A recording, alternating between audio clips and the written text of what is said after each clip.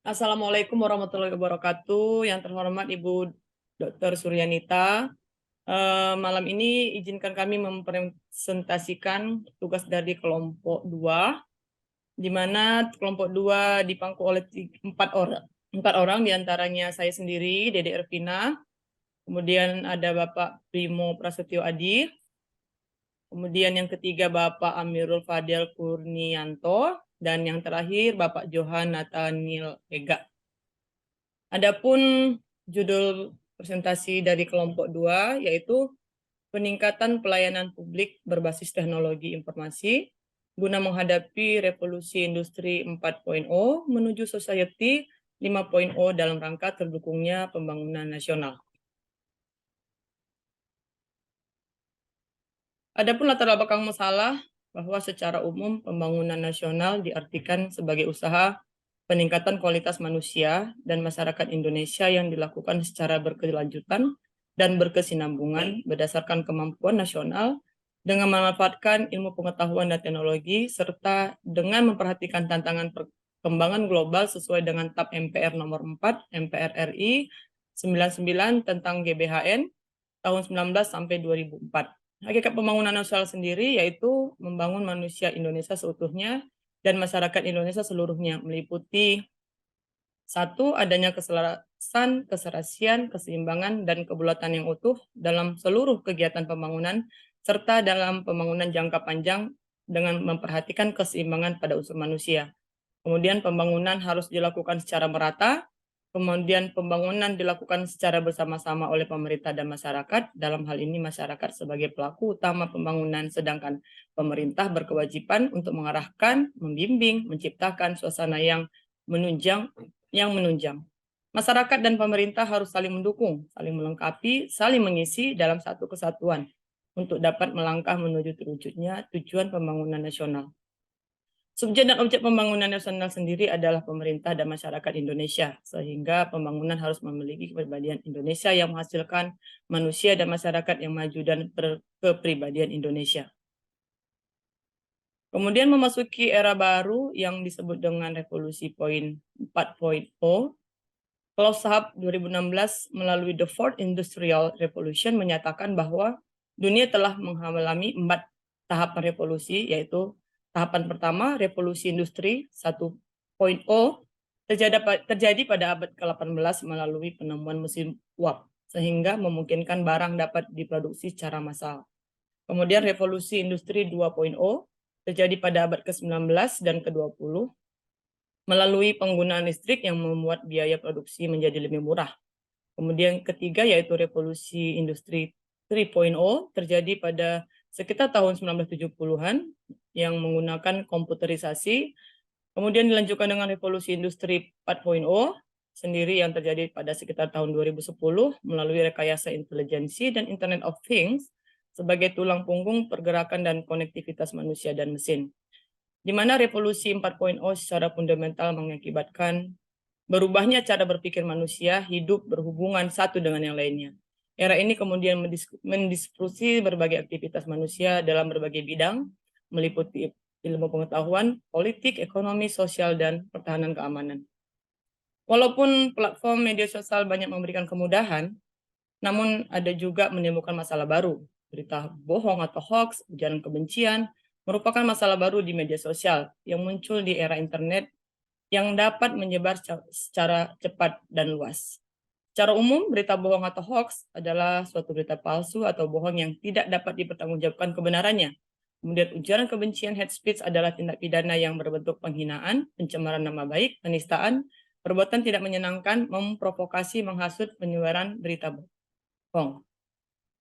Kemudian sistem pelayanan publik yang diselenggarakan oleh pemerintah harus terus beradaptasi dengan perkembangan dunia digital yang pesat. Atas dasar ini, Kementerian Penyalahgunaan Aparatur Negara dan Informasi, PAN-RB, menyiapkan regulasi yang akan mengatur tentang pelayanan publik berbasis elektronik atau e-service, yang dapat mendorong unit pelayanan publik menciptakan transparansi dalam penyelenggaraan pelayanan, serta mendorong unit pelayanan publik untuk memenuhi kebutuhan masyarakat atas layanan yang lebih cepat, mudah, dan murah di era digital dan e-service. yang telah terselenggara sejak 2018. Namun hingga saat ini masih belum ada dasar hukum yang secara khusus mengatur tentang pelayanan publik berbasis elektronik di Indonesia. Sehingga pada tahun 2019, atas Kementerian Pan-RB menerbitkan Keputusan Menteri Pan-RB nomor 859 tahun 2019 tentang pedoman evaluasi pelayanan publik berbasis elektronik, yang kemudian menjadi pedoman Kementerian Pan-RB dalam melakukan penilaian terhadap kemajuan dan peningkatan kualitas e-service di unit pelayanan publik seluruh instansi pemerintah. Kemudian dilanjutkan pada tahun 2020, mengatur penerapan dan penilaian e-service, Kementerian Pan-RB melalui Kedeputian Bidang Pelayanan Publik menerbitkan Peraturan Menteri tentang pedoman penyelenggaraan pelayanan publik berbasis elektronik, termasuk menerbitkan Keputusan Pan-RB tentang pedoman evaluasi e-service. Bisa dilihat dalam website Kemenpan-RB. Berdasarkan kondisi tersebut, ada berbagai persoalan dalam penyelenggaraan pemerintah seperti birokrasi, pelayanan publik, kualitas pemerintah, yang senada dengan LAKIP 2019, akuntabilitas pemerintah yang mencapai 28%. Dari hasil di atas dapat dilihat bahwa birokrasi saat ini masih belum optimal. Diharapkan ke depannya dapat memberikan perubahan arah deformasi birokrasi sehingga menjadi lebih baik. Kemudian untuk rumusan masalah kelompok 2, dalam hal ini terkait dengan peran dan fungsi pelayanan Polri dipandang satu hal langkah strategis yang melakukan pendekatan yang dengan inovatif berbasis teknologi dalam pelayanan bidang lalu lintas, bagaimana kegiatan inovasi pelayanan sesuai dengan kebijakan Kapolri dalam program Promoter serta Restart Polri tahun 2000 sampai 2025. Kemudian untuk perumusan masalah dalam hal ini kelompok 2, yaitu bagaimana strategi peningkatan pelayanan publik berbasis IT guna revolusi industri 4.0 menuju society 5.0 dalam rangka terdukungnya pembangunan nasional. Dari permasalahan di atas dapat dijabarkan beberapa variabel penelitian sebagai berikut. Pertanyaan penelitian kami yang pertama yaitu bagaimana kesiapan Polri dalam revolusi industri 4.0 menuju society 5.0. Kemudian pertanyaan yang kedua adalah bagaimana peningkatan pelayanan publik berbasis IT guna menghadapi revolusi industri 4.0 menuju society 5.0 dalam rangka terdukungnya pembangunan nasional. Lanjut Pak Bima. Tujuan penelitian untuk menganalisis kesiapan Polri dalam revolusi industri 4.0 menuju society 5.0. Yang kedua, untuk menganalisis peningkatan pelayanan publik berbasis IT guna menghadapi revolusi industri 4.0 menuju society 5.0 dalam rangka terdukungnya pembangunan nasional. Kerangka teori dan konsep teori pelayanan publik menurut Undang-Undang Nomor 25 Tahun 2009 tentang pelayanan publik adalah kegiatan atau rangkaian kegiatan dalam rangka pemenuhan kebutuhan pelayanan sesuai dengan peraturan perundang-undangan bagi setiap warga negara dan penduduk atas barang, jasa, dan atau pelayanan administratif yang disediakan oleh penyelenggara pelayanan publik. Penyelenggara pelayanan publik yang selanjutnya disebut penyelenggara adalah setiap institusi penyelenggara negara, korporasi, lembaga independen yang dibentuk berdasarkan undang-undang untuk kegiatan pelayanan publik, dan badan hukum lain yang dibentuk semata-mata untuk kegiatan pelayanan publik. Organisasi penyelenggara pelayanan publik yang selanjutnya disebut organisasi penyelenggara adalah satuan kerja penyelenggara pelayanan publik yang berada di lingkungan institusi penyelenggara negara, korporasi, lembaga independen yang dibentuk berdasarkan undang-undang untuk kegiatan pelayanan publik, dan badan hukum lain yang dibentuk semata-mata untuk kegiatan pelayanan publik. Teori ini akan digunakan sebagai indikator SDM Polri dalam peningkatan pelayanan publik berbasis IT guna menghadapi revolusi industri 4.0 dalam rangka mendukung pembangunan nasional. Undang-Undang Nomor 25 Tahun 2009 tentang pelayanan publik bagian kedua pasal 4 bahwa penyelenggara pelayanan publik berasaskan 1. Kepentingan umum, 2. Kepastian hukum, 3. Kesamaan hak, 4. Keseimbangan hak dan kewajiban, 5. Keprofesionalan, 6. Partisipatif, 7. Persamaan perlakuan, atau tidak diskriminatif, 8. Keterbukaan, 9. Akuntabilitas, 10. Fasilitas dan perlakukan khusus bagi kelompok rentan, 11. Ketepatan waktu, 12. Kecepatan, kemudahan, dan keterjangkauan.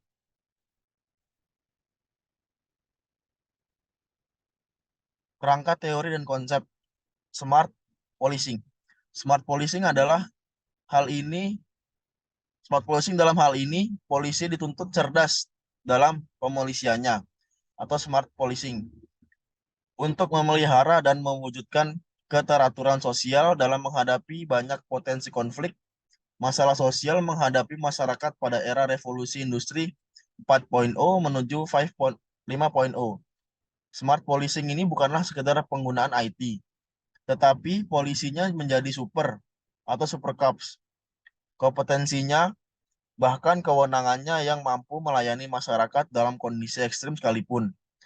Oleh karena itu, polisi dituntut untuk meningkatkan kompetensi dalam memberikan pelayanan kepada publik secara prima yang cepat, tepat, akurat, transparan, akuntabel, informatif, dan mudah diakses. Dibutuhkan kesiapan pelayanan-pelayanan kepolisian kepada publik dalam bidang pelayanan keamanan, keselamatan, administrasi, informasi, hukum, dan kemanusiaan. Kata-kata smart memang menjadi pilihan atau harapan adanya perubahan. Amanat konstitusi bangsa yaitu mencerdaskan kehidupan bangsa. Pemimpin yang cerdas senantiasa memikirkan apa yang baru, apa yang membuat masyarakat bangga, yang berefek pada kepercayaan publik yang tinggi. Hal tersebut dampak dari kerja profesional yang didukung dengan modernisasi kepolisian dan kepercayaan merupakan buah dari pelayanan yang prima. Brigjen Pol Profesor Krisnanda Dwi Laksana. Di beberapa negara smart policing sudah digunakan. Contohnya negara Amerika. Smart policing adalah pemolisian cerdas dengan menggunakan kata dan analitik termasuk meningkatkan analisis, pengukuran kinerja, dan penelitian evaluasi. Sedangkan negara India, Perdana Menteri Sri Narendra Modi mengemukakan bahwa smart policing adalah kinerja polisi yang secara profesional, efisien, berkemampuan teknologi, dan peka secara sosial, menjunjung tinggi supremasi dan hak asasi manusia dalam segala situasi dan juga terlibat secara optimal dengan masyarakat.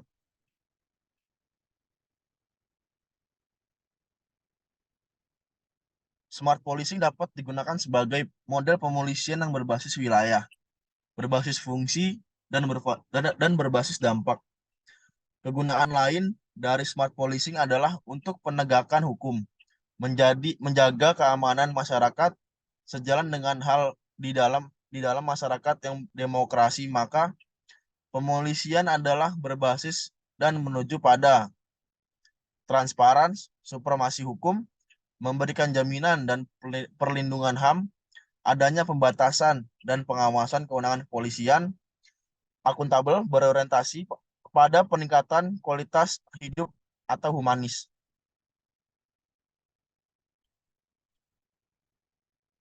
Adapun faktor-faktor yang mempengaruhi terwujudnya smart policing antara lain peran masyarakat sebagai stakeholder untuk mendukung terwujudnya smart police. Apa gunanya memiliki sumber daya yang unggul dan infrastruktur yang canggih bila masyarakat apatis terhadap lingkungan sekitarnya? Infrastruktur tentu saja yang sangat vital diperlukan adalah koneksi internet yang stabil. Untuk mewujudkan layanan itu terhadap setiap polsek di seluruh Indonesia, rasanya masih menjadi hal yang sulit dilakukan. Polri bisa memulai peningkatan kapabilitas dalam bidang information teknologinya dalam tingkat Polres. Struktur meliputi sumber daya manusia, sistem tata kelola birokrasi yang profesional dan pendanaan. Superstruktur dalam hal ini adalah dukungan peraturan yang menjadi dasar pelaksanaan program Smart Police. Organisasi harus merevisi peraturan internal disesuaikan tuntutan perubahan zaman dan arah kebijakan. Di samping itu, jika kita lihat saat ini, banyak peraturan Polri baru sebatas level perkap.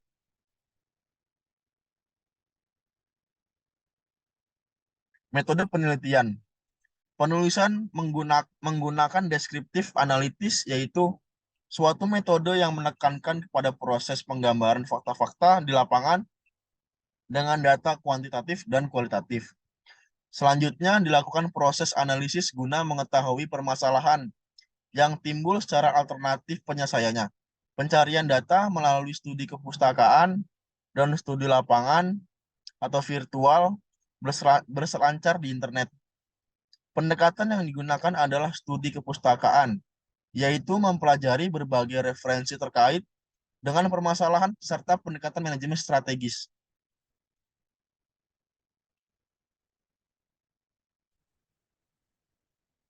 Baik, mohon izin menjelaskan hasil penelitian. Yang pertama adalah kesiapan Polri dalam revolusi industri 4.0 menuju society 5.0. Istilah era industri 4.0 lahir dari ide revolusi industri keempat. Davies menyampaikan bahwa revolusi industri terjadi 4 kali, yaitu revolusi industri pertama terjadi di Inggris pada tahun 1784, di mana penemuan mesin uap dan mekanisasi mulai menggantikan pekerjaan manusia. Kemudian yang kedua terjadi di sekitar abad ke-19, di mana mesin-mesin produksi yang ditenagai oleh listrik digunakan untuk kegiatan produksi secara massal. Kemudian penggunaan teknologi komputer untuk otomasi manufaktur mulai tahun 1970 menjadi tanda revolusi industri ketiga. Yang keempat, saat ini perkembangan yang pesat dari teknologi sensor, interkoneksi, dan analisis data memunculkan gagasan untuk mengintegrasikan seluruh teknologi tersebut ke dalam berbagai bidang industri. Gagasan inilah yang diprediksi akan menjadi revolusi industri yang berikutnya, yaitu revolusi industri 4.0. Angka 4 pada istilah industri 4.0 merujuk pada revolusi yang keempat. Adapun tahapan revolusi industri 1 sampai 4 dapat dilihat pada gambar 1 berikut. Yang pertama ada mechanism, water power, steam power. Kemudian yang kedua ada mass production, assembly line, electrically. Kemudian yang ketiga computer and automation, dan yang terakhir ada cyber cycle system.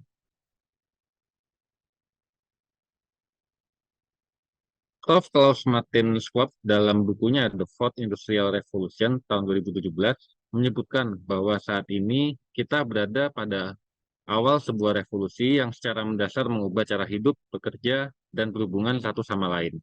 Perubahan itu sangat dramatis dan terjadi pada kecepatan eksponensial. Ini memang perubahan drastis dibanding era revolusi industri sebelumnya. Revolusi digital dan era disrupsi teknologi adalah istilah lain dari industri 4.0. Disebut revolusi digital karena terjadinya proliferasi komputer dan otomatisasi pencatatan di semua bidang. Industri 4.0 dikatakan era disrupsi teknologi karena otomatisasi dan konektivitas di sebuah bidang akan membuat pergerakan dunia industri dan persaingan kerja menjadi tidak linear. Salah satu karakteristik unik dari industri 4.0 adalah pengaplikasian kecerdasan buatan atau artificial intelligence. Salah satu bentuk pengaplikasian tersebut adalah penggunaan robot untuk menggantikan tenaga manusia sehingga lebih murah, efektif, dan efisien. Era IR 4.0 pada prinsipnya adalah memberdayakan peran digitalisasi, manufaktur, dan jaringan supply yang melibatkan integrasi informasi dari berbagai sumber dan lokasi. Pemanfaatan informasi digital tersebut digunakan untuk menggerakkan manufaktur dan distribusi fisik. Integrasi antara teknologi, informasi, dan teknologi operasi ini ditandai dengan koneksi perpindahan lompatan peran fisik ke digital, dari digital ke fisik.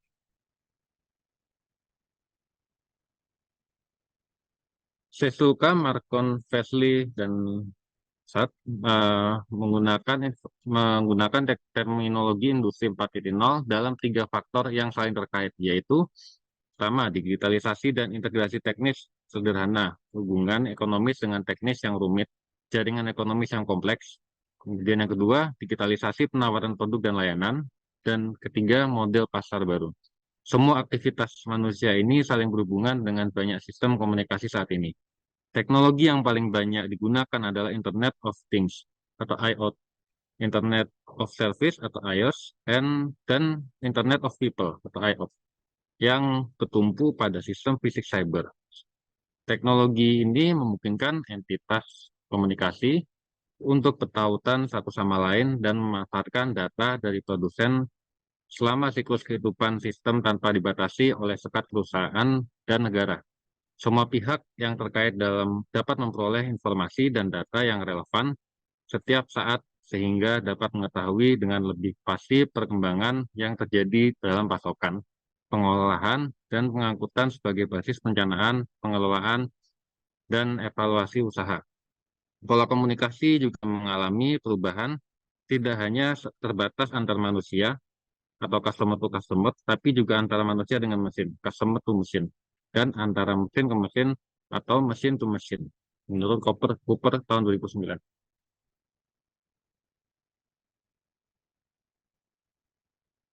Polri di era industri 4.0 dan di tengah-tengah upaya pemerintah membangun Smart City harus dapat melakukan dobrakan dalam pelayanan yang diberikan. Polri dituntut untuk dapat tampil dengan pelayanan berbasis teknologi sebagaimana tuntutan di era industri 4.0. Akan tetapi, dapat kita lihat bahwa terobosan-terobosan tersebut masih bersifat parsial yang dikerjakan masing-masing satuan. Hal ini tentu saja belum sejalan dengan konsep pelayanan Smart City yang mengutamakan kemudahan, kecepatan, dan transparansi.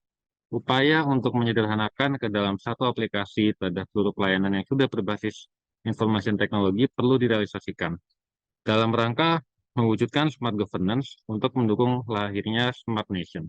Polri yang merupakan bagian dari birokrasi pemerintahan dalam pelaksanaan tugasnya harus meninggalkan cara-cara konvensional menuju cara-cara kreatif yang didukung dengan penggunaan ilmu pengetahuan dan teknologi. Pelayanan yang diberikan kepada masyarakat harus sejalan dengan tujuan smart governance, yaitu pelayanan yang efisien dan mendukung upaya pemerintah dalam pembangunan. Untuk itu, perlu adanya suatu perubahan dalam kualitas pelayanan dan konsep smart police. Smart Police perlu definisikan sebagai konsep pelayanan Polri yang efektif, efisien, dengan melibatkan ilmu pengetahuan dan teknologi.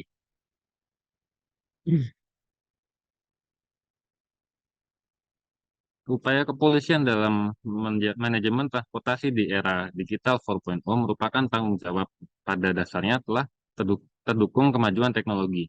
Sejumlah sistem yang berbasis teknologi informasi dan komunikasi telah dimiliki oleh kepolisian, khususnya Korps Lalu Lintas.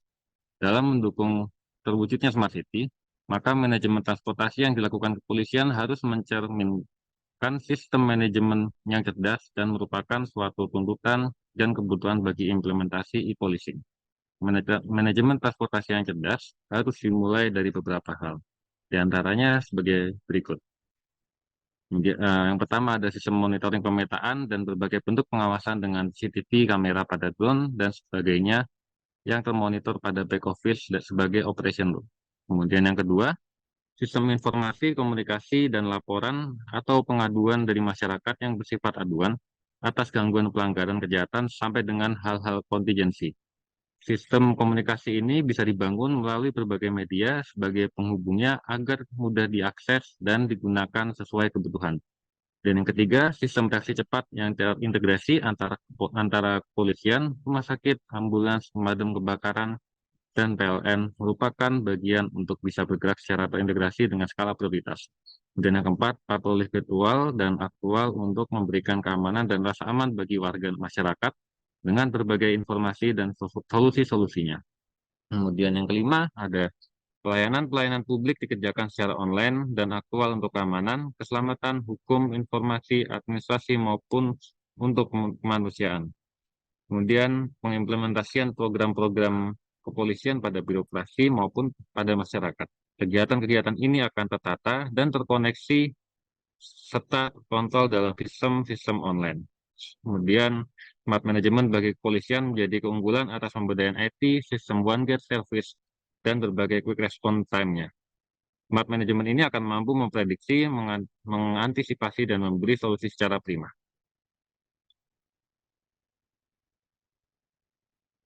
Kemudian kita ke poin kedua, peningkatan pelayanan publik berbasis IT guna menghadapi revolusi industri 4.0 menuju society 5.0 dalam rangka terdukungnya pembangunan nasional. Masyarakat tumbuh dan berkembang disebabkan oleh adanya kegiatan yang bersifat produktif dan produktivitas dihasilkan oleh aktivitas masyarakat. Aktivitas yang menggerakkan produktivitas umumnya cenderung bersifat ekonomis dan alirannya dimulai dari hulu hingga hilir, dimulai dari produsen hingga terdistribusi ke konsumen secara berkesinambungan. Proses distribusi ini membutuhkan media yang dinamakan lalu lintas, yang berfungsi sebagai sarana untuk melancarkan aktivitas yang bersifat produktivitas, sehingga ekonomi berkembang dan meningkat. Next. Untuk itu diperlukan sistem lalu lintas yang mendukung pembangunan nasional, yaitu dengan mewujudkan dan memelihara keamanan, keselamatan, ketertiban, dan kelancaran lalu lintas dengan mengimplementasikan 5 pilar dekade asli keselamatan, yaitu Road Safety Management, Safe Road, Safer Vessel, Safer People, Close Crash. Semangat pendeklarasian Decade of Action for Road Safety ini sejalan dengan semangat Undang-Undang Nomor 22 Tahun 2009 tentang lalu lintas dan angkutan jalan. Next.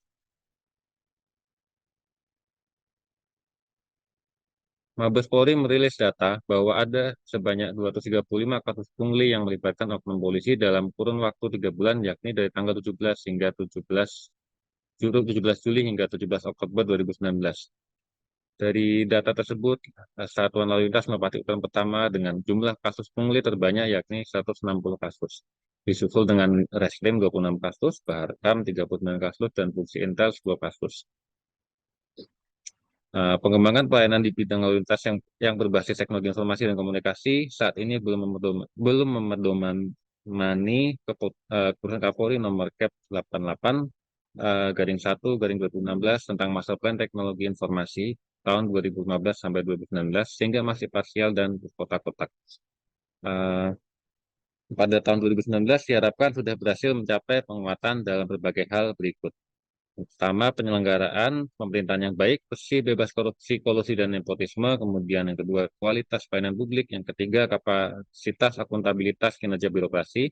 Dan yang keempat, profesionalisme SDM, aparatur yang didukung oleh sistem rekrutmen dan promosi aparatur yang berbasis kompetensi, transparan, dan mampu mendorong mobilitas aparatur antar daerah, antar pusat, dan antar pusat dengan daerah, sehingga memperoleh gaji dan bentuk jaminan kesejahteraan yang sepadan.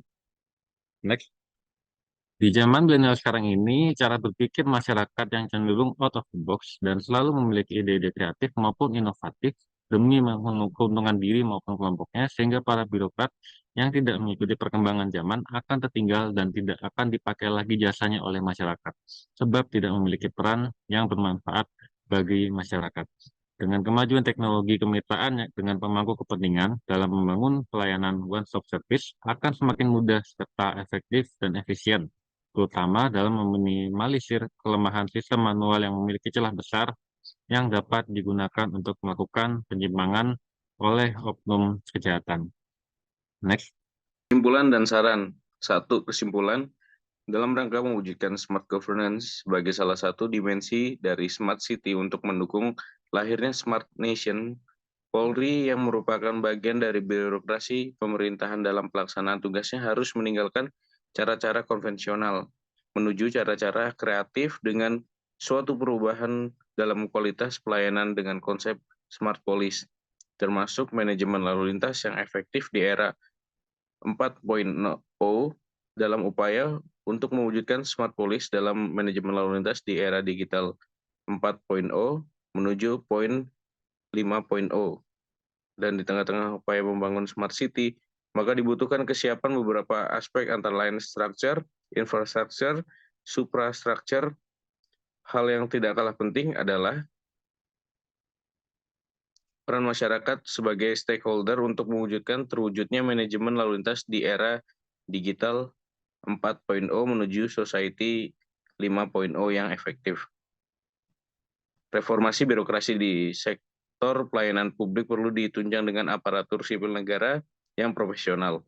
Berdasarkan Undang-Undang Nomor 5 Tahun 2014 tentang Aparatur Sipil Negara, maka dilakukan reformasi birokrasi melalui manajemen aparatur sipil negara untuk menghasilkan pegawai aparatur sipil negara yang profesional.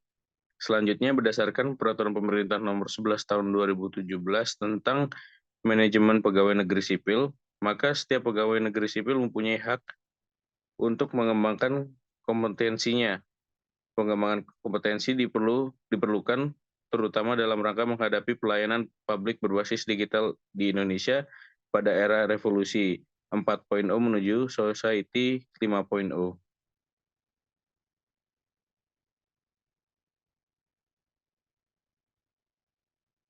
Dua, saran peningkatan pelayanan publik berbasis IT guna menghadapi revolusi industri 4.0 menuju society 5.0 dalam rangka terdukungnya pembangunan nasional dapat dilakukan dengan menyusun strategi untuk mengatasi masalah dan tantangan pelayanan publik berbasis digital secara efisien dan efektif melalui pengembangan kompetensi aparatur sipil negara yang profesional.